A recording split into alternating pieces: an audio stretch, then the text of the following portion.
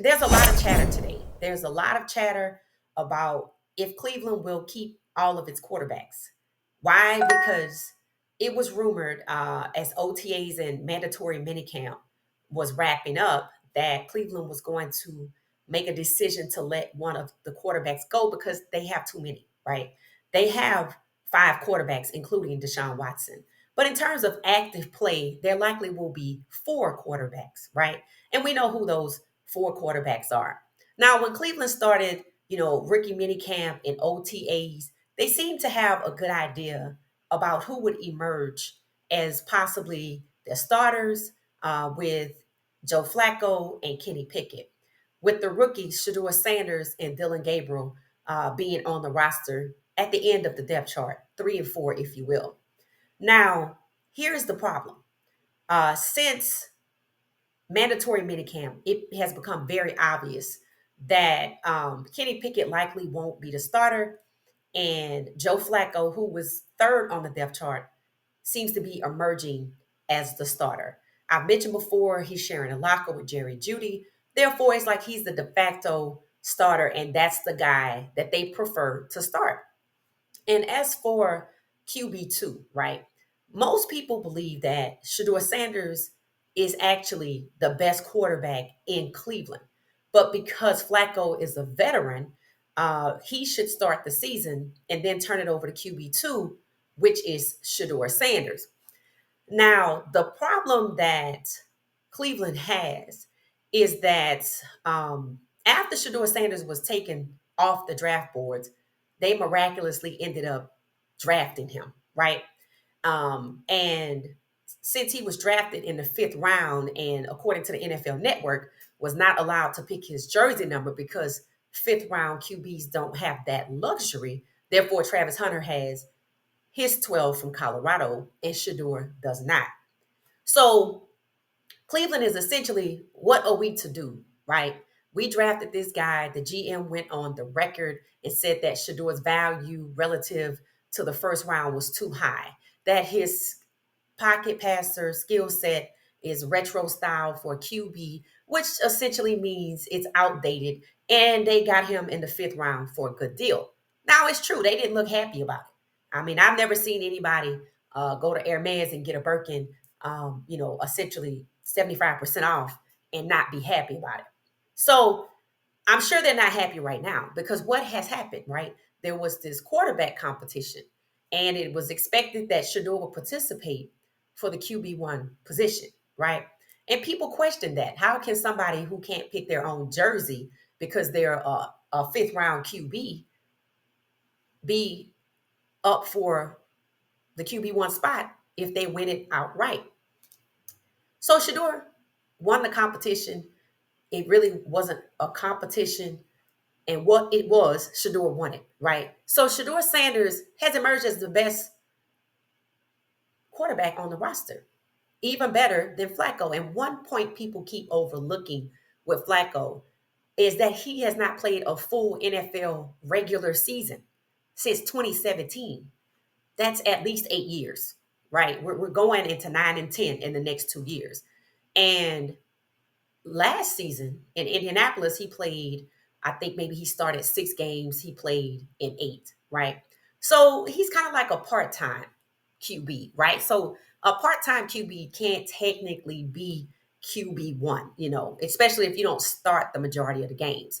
So who would the Cleveland Browns defer to? Well, what they're likely going to do is repeat the 2023 season. And what I mean by that is one quarterback will likely play not the majority of the games, but once they divvy up, what's it, 17 to 18 games between four quarterbacks, that's an average of 4.25 games for each person, right? Shedeur, Dylan, Pickett, and Flacco.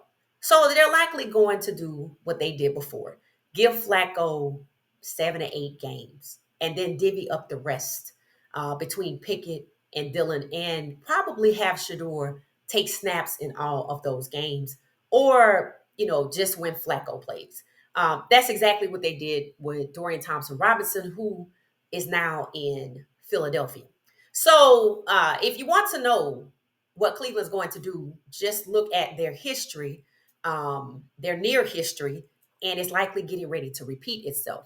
Now, if you want to know, in 2023, we had Deshaun Watson started 6 games. Joe Flacco started 5 games. Dorian Thompson Robinson started 3 games. PJ Walker started 2 games. And Jeff Driscoll started 1 game. Now, that was the most quarterbacks played in one game since 1987. So it's not typical to rotate quarterbacks in a season this way because why? The instability, right? But this is also a strategy if you don't want to say who the starter is, right? Because I mean, you could say Deshaun was QB1, but technically he wasn't because to be QB1, you have to play a majority of the games. And it does seem that Cleveland does not want to name Shedeur Sanders QB1 because, he was mysteriously drafted after being taken off the draft board. So, you know, they have him as a fourth string QB. There's been trade proposals for another fourth string QB or a fifth round QB, right?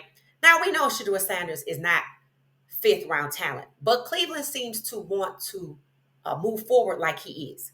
Um, Now here's the problem Cleveland's getting ready to have. Okay, the fans, the players, the coaches, the local news media, sports media, and children and parents that buy jerseys for children and take them to games and camps. See, all of these people can see, right? And it's not that they just like Shador, like it's his likability quotient is why people want him to start. It's because Shador gives Cleveland a real chance to win, right? Um, so Cleveland trying to continue to treat Shador Sanders like a fourth string QB or fifth round QB talent, which is developmental, like he needs to be developed after everybody can plainly see he's pro ready. He's NFL QB1, good to go, ready as QB1. So they're going to have a problem burying him on the depth chart. They're going to have a problem not giving him reps. When they get to training camp, they're going to have a problem not playing him, especially if the team is losing, right?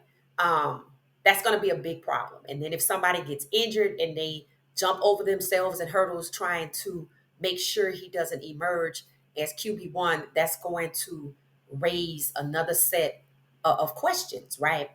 Questions that are going to be hard to ignore.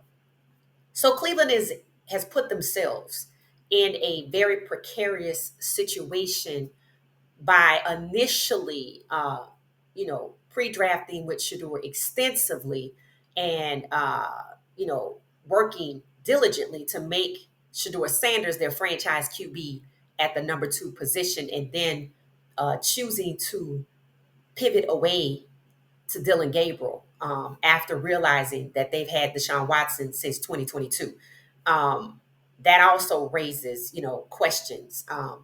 So Cleveland has put themselves in a precarious situation, and it's going to be very, very difficult to have a losing season with Shador Sanders on the bench.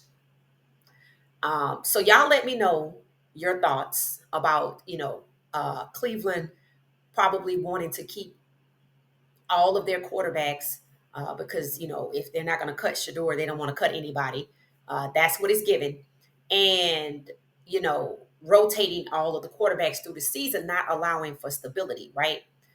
And having Joe Flacco at QB1, even though he hasn't played a full season since 2017, um, 'cause essentially he's part time, and then keeping Kenny Pickett, knowing he can't be QB1, and knowing that Dylan Gabriel was never drafted to be QB1, but that Shador Sanders was. They were planning for Shador Sanders to be their franchise QB. So y'all let me know about y'all's thoughts about all of this, because it's just like a big mess that Cleveland has put themselves in, along with the NFL. All right, so thank you all for watching What She Said Sports. Join us live daily at 12:30 p.m. 4 p.m. and 9:30 p.m. Eastern Standard Time. Thanks for watching What She Said Sports. Thank you for watching What She Said Sports. Be sure to join our daily live stream and listen up to What She Said Sports on the go on Spotify.